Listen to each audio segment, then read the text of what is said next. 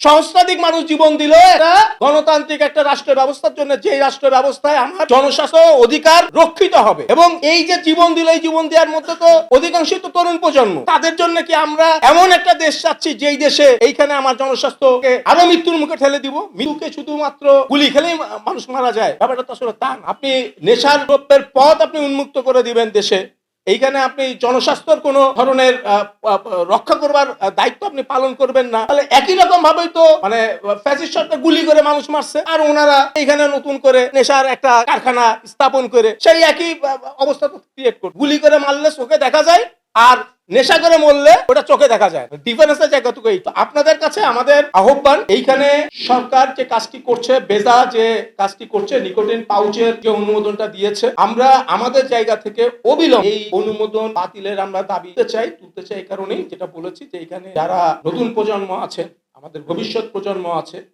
তাদেরকে আমরা নতুন করে আরো আর একটা ভয়াবহ পরিস্থিতির মধ্যে নিতে চাই না। ঠিক আছে? তো সেই জায়গায় দাঁড়িয়ে আমাদের প্রত্যেকটা স্তরে, প্রত্যেকটা সোসাইটির প্রত্যেকটা স্তরেই এই বিষয় নিয়ে আসলে আমাদেরকে কথা বলতে হবে।